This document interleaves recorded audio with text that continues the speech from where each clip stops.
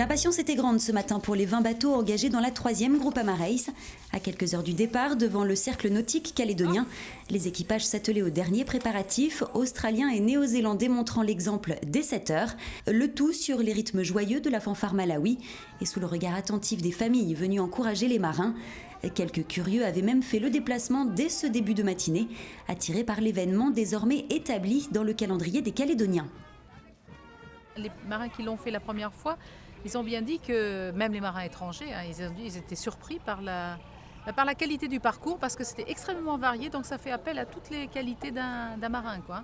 Sous un soleil radieux, les concurrents gagnaient peu à peu le rocher à la voile et parlaient déjà tactique, d'autant plus que le vent se laissait désirer. C'est plutôt les bateaux légers qui sont avantagés au départ, mais on va vite retrouver du vent normalement sur la côte est et puis toute la côte ouest devrait être ventée, donc normalement les grands bateaux devraient être assez avantagés, quoi.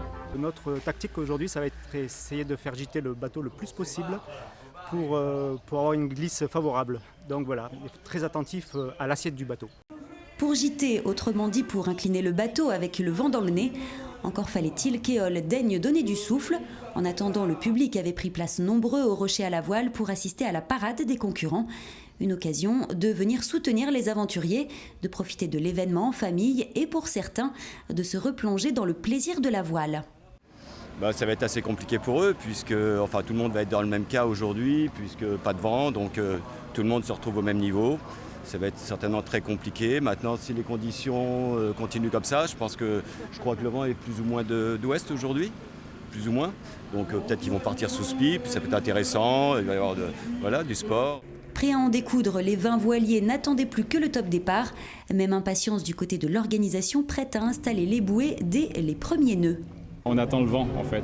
Alors le vent il est en train de tourner un petit peu, là on est dans un flux de sud-ouest et tout doucement il est en train de basculer au sud-est, donc et puis il n'est pas bien établi, donc on va attendre un peu qu'il s'établisse un petit peu pour pouvoir mouiller le parcours parce que c'est vrai qu'on part pour 5 jours de compétition, mais il faut quand même que les concurrents aient un départ propre, le plus propre possible. Un peu avant 11 heures, le départ pouvait enfin être donné. Les voiles se bordaient, les bateaux effectuaient un passage autour des bouées devant le rocher à la voile et saluaient ainsi leurs supporters avant de se lancer dans 3 à 5 jours de course pour 1500 km. En début d'après-midi, à la sortie du canal Woodin, les Néo-Zélandais de Bull Rush et Ship Shop Lightspeed, le plus gros bateau de la course, étaient au coude à coude par plus de 6 nœuds de vent.